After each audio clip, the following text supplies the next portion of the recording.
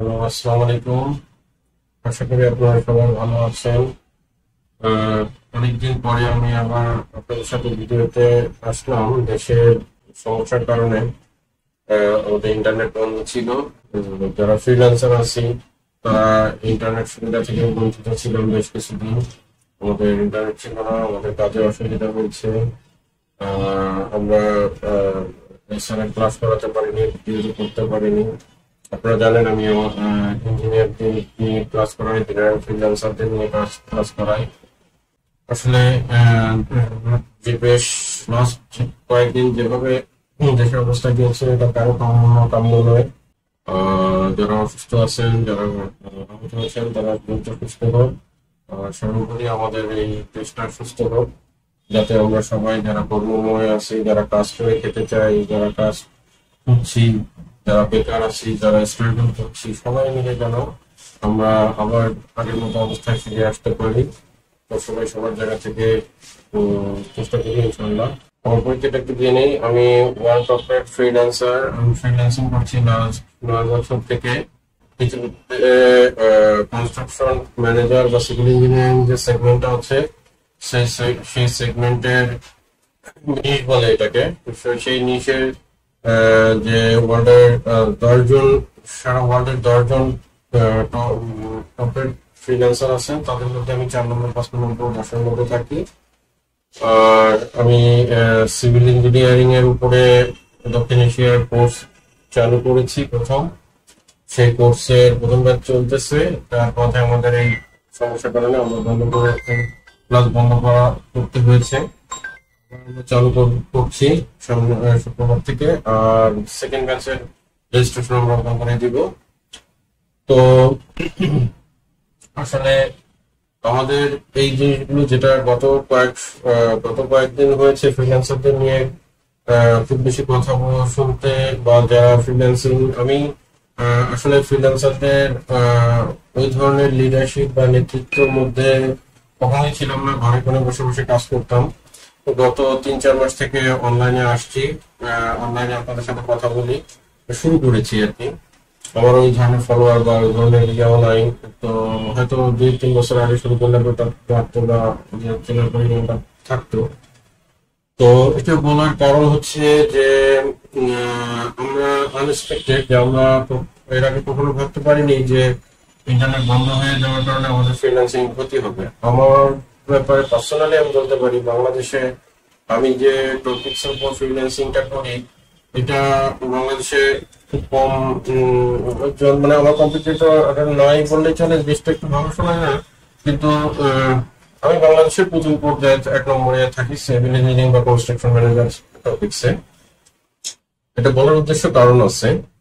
তো এটা আমি এটাকে কখনো বলিনি, একটু বলছি কিন্তু এভাবে বলি নাই। তো এটা আমার যারা ক্লায়েন্ট, আমি এখান থেকে আমেরিকার অফিস চালাই, আমেরিকা কনস্ট্রাকশন যে কোম্পানির অনাররা, তাদের সাথে আমার যোগাযোগ ভালো।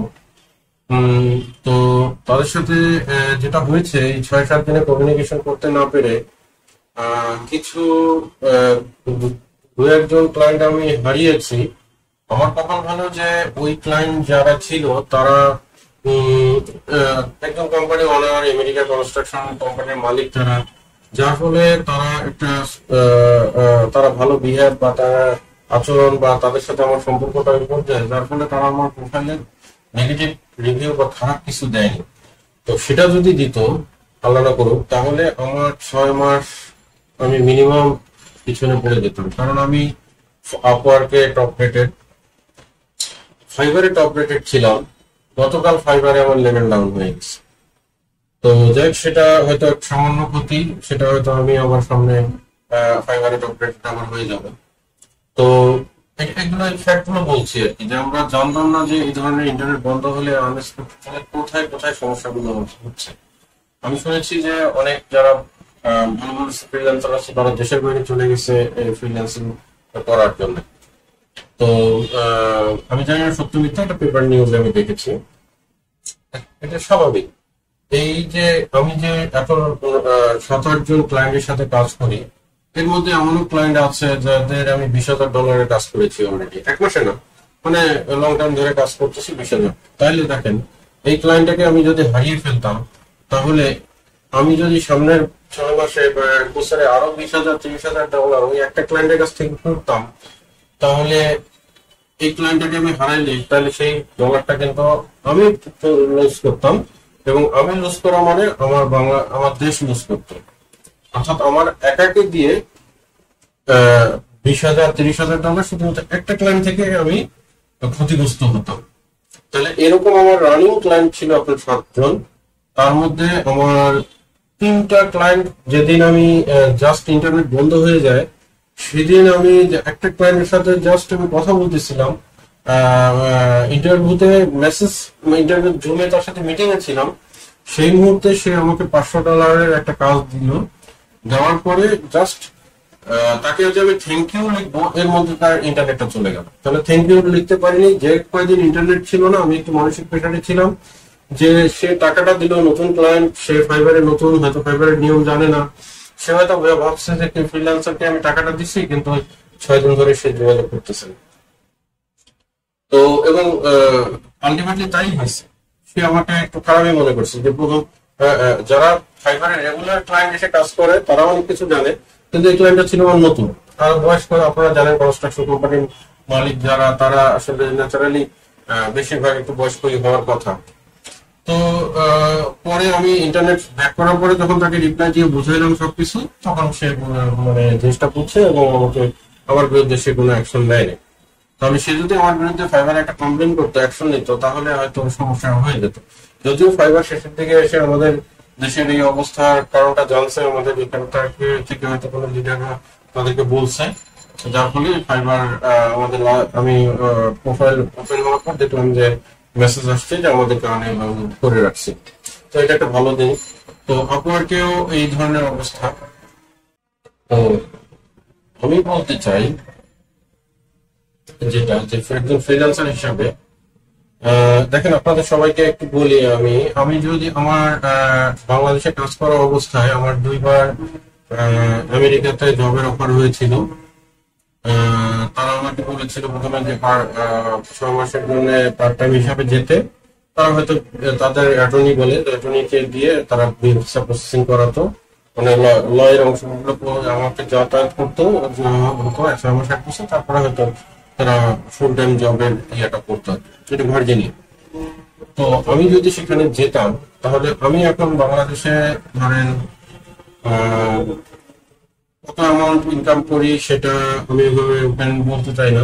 ভালো, আল্লাহর রহমতে যে যা ইনকাম করি, একটা মাল্টিনেশনাল কোম্পানির সিও থেকে 2 গুণ বা 3 গুণ বেশিও মাঝে সাথে ইনকাম হয়। তো এভারেজে যে ডলারটা ইনকাম করি, হোক সেটা $5, $10, $5,000, $10,000, সেটাই আমি ইনকাম করি, এই ডলারটা কিন্তু আমি বাংলাদেশে নিয়ে আসতেছি, টোটালি রেমিটেন্স হিসাবে চলে আসতেছে এই ডলার। কিন্তু আমি যদি এটা আমেরিকায় থেকে কাজ করতাম বা আমেরিকায় চলে যেতাম আমার ফ্যামিলি নিয়ে, তাহলে কিন্তু আমি ওখানে বেতন যদি $5,000 বা $6,000 পেতাম, আমি কিন্তু বাংলাদেশে $6,000 পাঠানোর ক্ষমতা থাকতো। কারণ ওখানে আমার ফ্যামিলি এক্সপেন্স থাকতো, আমার বাচ্চার চিকিৎসা, লেখাপড়া থাকতো, আমার চিকিৎসা থাকতো, আমার বাসা ভাড়া থাকতো, সব মিলে হয়তো আমার বাবা মা গ্রামে থাকলে আত্মীয় স্বজনের জন্য হয়তো আমি মান্থলি মাত্র $500, $400, $300 বা বিশেষ প্রয়োজন হলে আমি এখানে পাঠাতাম।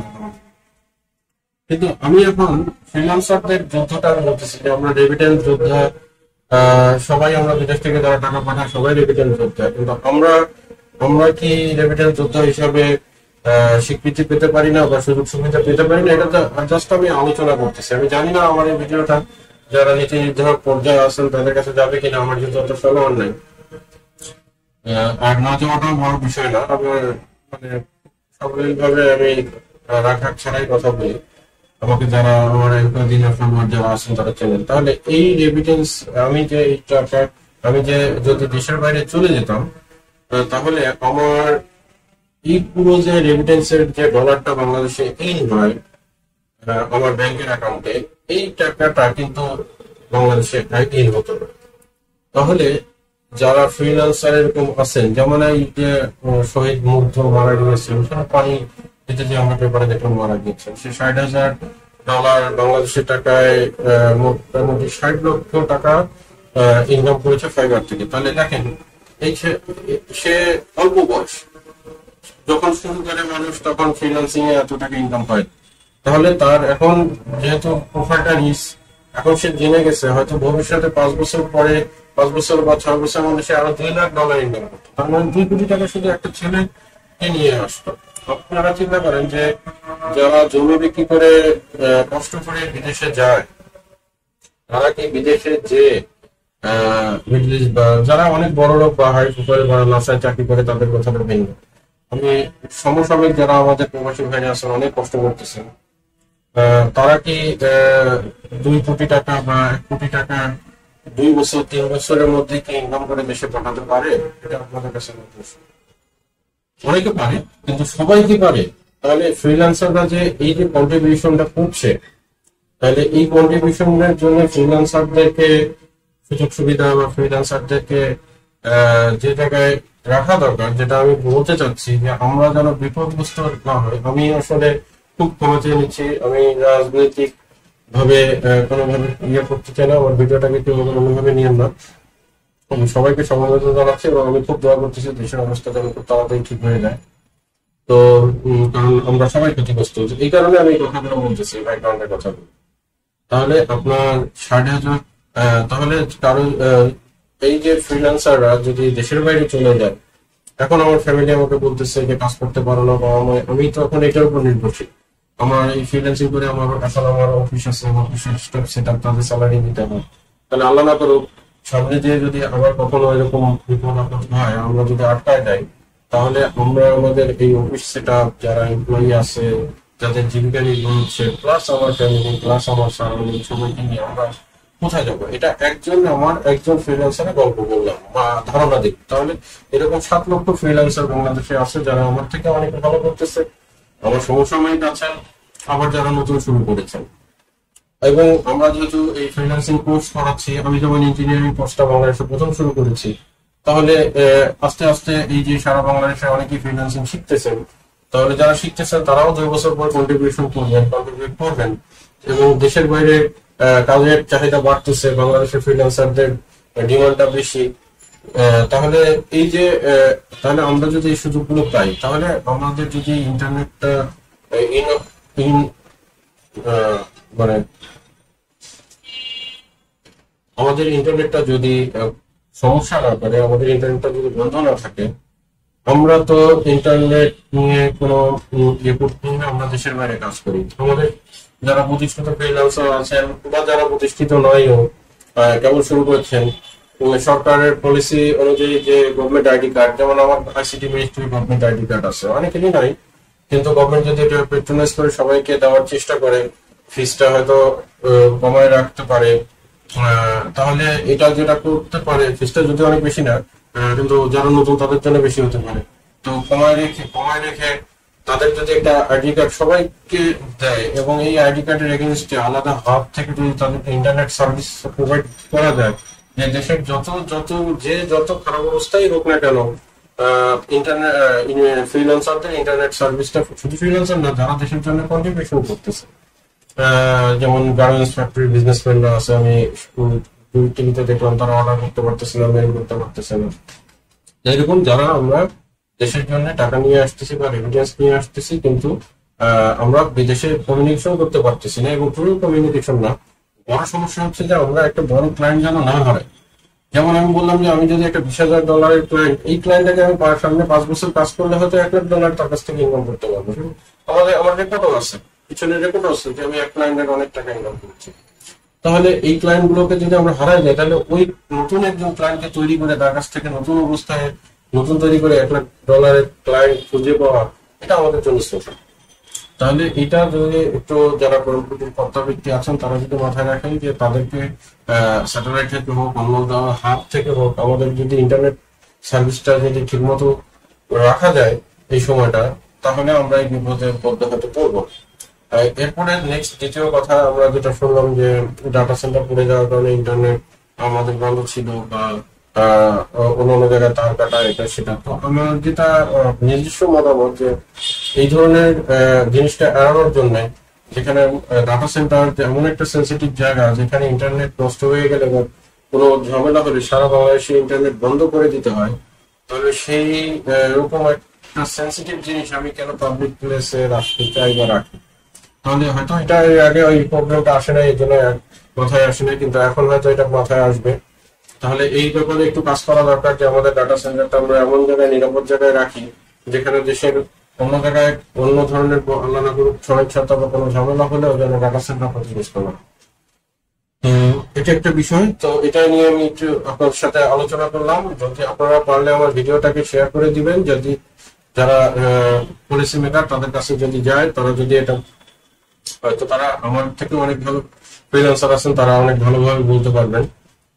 আমার নিজের দায়িত্ব থেকে মনে হলো যে কর্তব্য থেকে এটা বলা দরকার, আমি এটা বললাম ফ্রিল্যান্সারদের হিসাবে। হচ্ছে আপনাদের এছাড়া আমি কতগুলো মেসেজ পেয়েছি আপনাদের, যেমন অনেকে টেনশন করতেছিলেন যে ফাইবারে, আপনারা প্রশ্ন করছেন যে ফাইবারে স্কোর ডাউন হয়ে যায় কিনা, এই ইন্টারনেট বন্ধের কারণে ফাইবারে স্কোর ডাউন হয়ে গিয়েছে কিনা। না, ইন্টারনেট বন্ধের কারণে অনেকগুলো কারণ হতে পারে। সেটা হচ্ছে যে আপনার, আমি যেটা বললাম যে আপনার ক্লায়েন্ট আপনি হারাতে পারেন যদি লম্বা সময় ইন্টারনেট বন্ধ থাকে। আমার ইন্টারনেটটা হয়তো 8-7 দিন বন্ধ থাকলে আমি অনেক ক্লায়েন্টই হারাই ফেলতাম, কিন্তু আমি অনেক মেসেজ পেয়েছি যে অনেক ক্লায়েন্টের, অনেকের 10 জন 20 জন 50 জন অর্ডার ছিল, সেই ক্লায়েন্ট ছিল, সেই অর্ডার তারা ক্যান্সেল করে চলে গেছে, মানে অর্ডার গুলো তারা নেয়নি। যে আমার ইঞ্জিনিয়ারিং ক্লায়েন্টদের একটু অ্যামাউন্টটা বেশি থাকে, তারা একটু 2 দিন একটু সহ্য হলেও তারা সহ্য করে নেয় হয়তো, কিন্তু এটা 1 মাস 15 দিন 20 দিন আমার জন্য সহ্য করবে না। কিন্তু যারা $50 $30 $100 কাজ করেন, তাদের ক্লায়েন্টরা ইনস্ট্যান্ট চায়। অর্থাৎ দেখা গেছে যে সে বলে যে আমি $50 দিব, তুমি আমাকে 2 ঘন্টার মধ্যে কাজটা দিই।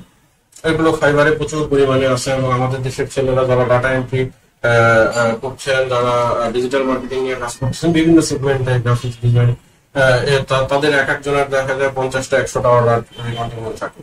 তো তখন এই ক্লায়েন্টরা চট করে চলে যায়, এবং এই ক্লায়েন্ট গুলো যে হয়তো ইন্ডিয়া থেকে হায়ার করতেছে, পাকিস্তান থেকে হায়ার করতেছে, ফিলিপাইন থেকে হায়ার করতেছে, তাহলে আমরা মার্কেট হারাচ্ছি। তাহলে এই যে যারা অর্ডার ছিল, এই অর্ডার গুলো যদি ক্লায়েন্ট নিয়ে নেয়, তাহলে অর্ডার ক্লায়েন্ট নিয়ে নিলে স্কোর নেমে যাবে না, স্কোর নেমে যেতে পারে যদি, কিন্তু ক্লায়েন্ট যদি অর্ডার ক্যান্সেল করে খারাপ রেটিং দেয়, তাহলে আপনার স্কোর নেমে যাবে। কিন্তু ইন্টারনেট বন্ধ থাকার কারণে আপনার অর্ডার ক্যান্সেল হয় নাই, বা ক্লায়েন্ট অর্ডার ইন করে নাই, অথবা আপনি কোনো কাজ ক্লায়েন্ট আসার পর তাকে বলছেন এবং জমা দিচ্ছেন, ক্লায়েন্ট অর্ডার করে নাই, কমপ্লিট করে নাই, তাহলে সেক্ষেত্রে শুধুমাত্র ইন্টারনেট বন্ধ থাকার জন্য স্কোর ডাউন হবে না। কিন্তু আপনার নতুন ক্লায়েন্ট যদি, এটা ফাইবারে বলতেছে, নতুন ক্লায়েন্ট যদি আসার পর নতুন ক্লায়েন্ট যদি আপনাকে মেসেজ দেয় যে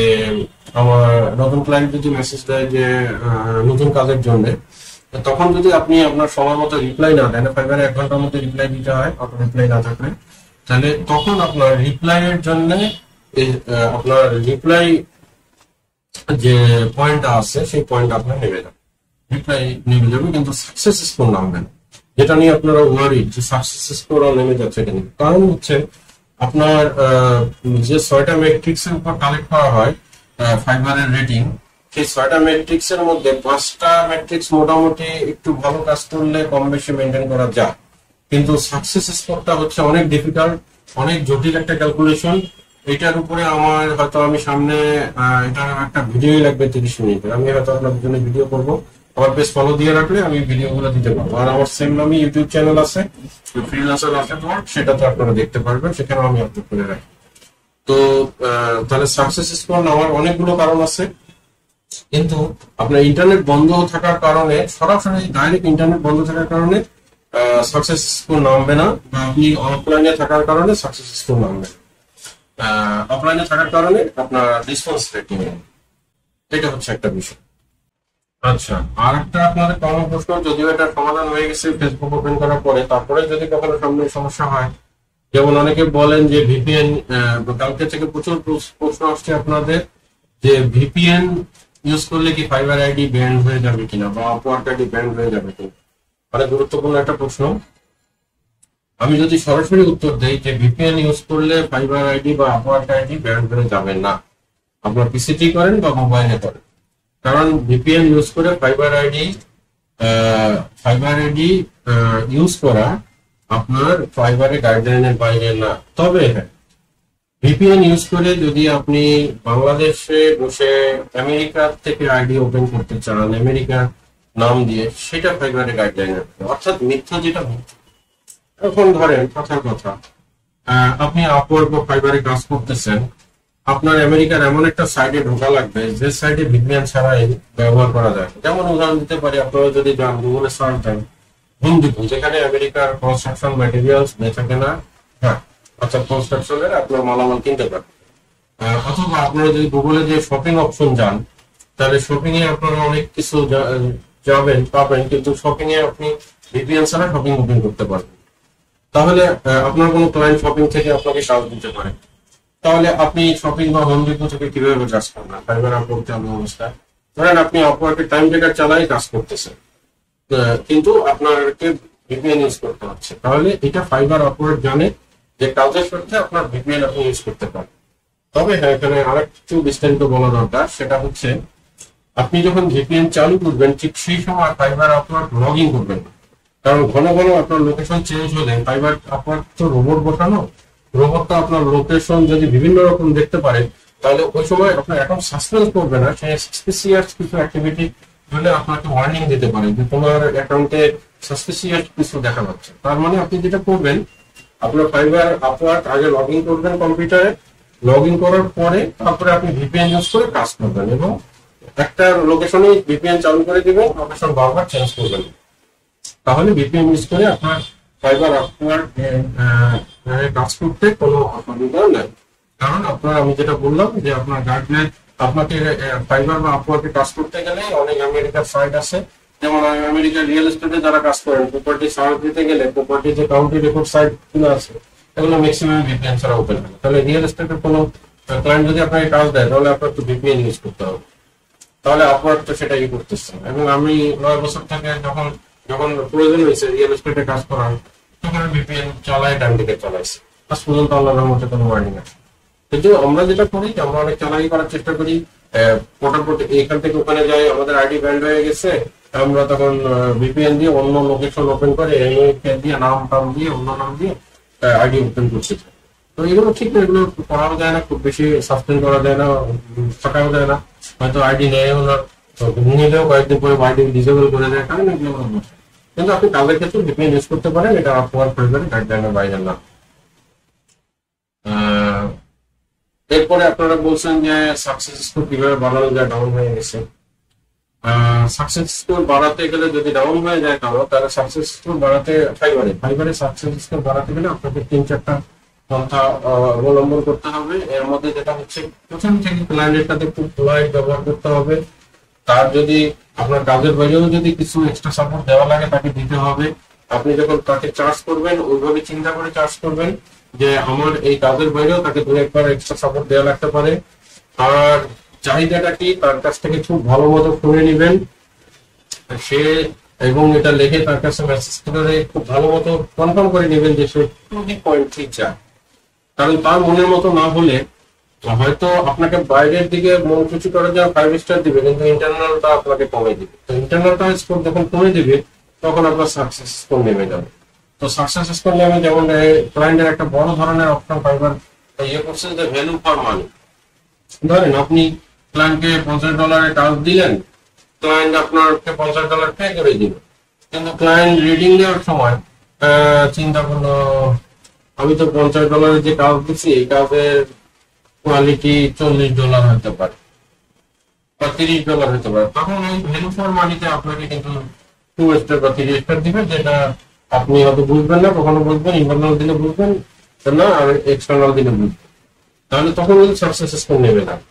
আর সাকসেস স্কোর বাড়াতে হলে যে গিগের আপনারা গিগে যাবেন, গিগে গেলে দেখবেন যে আমি পরে ভিডিও করবো, গিগ ওভারভিউতে যাবেন, ওভারভিউতে গেলে দেখবেন যে ওখানে দেখাবে যে নেগেটিভ ইম্প্যাক্ট, যে লাল করে দেওয়া আছে, তার মানে ওই দিকে আপনার নেগেটিভ ইম্প্যাক্ট আছে। তাহলে ওই দিকে মিনিমাম আপনাকে 3টা পজিটিভ ইম্প্যাক্ট আনতে হবে। সেটা আপনি যতদিন না আনবেন আপনার বাড়বে না সাকসেস স্কোর। তাহলে পজিটিভ ইম্প্যাক্ট আনতে গেলে মিনিমাম 3টা ক্লায়েন্টকে স্যাটিসফাই করে 5 স্টার আনতে হবে, কারো বেলায় এটা 3টা 4টা 5টাও লাগে। এই গোপন জিনিসটা ফাইবার প্লাগ করেনি, তবে এটা আমি যেটা ক্যালকুলেশন করে দেখছি 3টা থেকে 5টা, 3টা হয়ে যায়। অর্থাৎ আপনি একটা নেগেটিভ স্কোর পেয়েছেন, তারপর থেকে ওই দিকে 3টা আপনার যদি ভালো স্কোর পান তাহলে এটা ওভারকাম হয়ে যায়। এখন কেউ যদি এটা 3টা কাজ যদি 3 দিনে করতে পারে তাহলে হয়তো 10 দিন 15 দিনে সলভ হয়ে যাবে। আর কারো যদি 5 মাস লাগে তাহলে 5 মাস করতে হবে। তো এটা ডিপেন্ড করতেছে আপনার ওই যে ওটার উপর।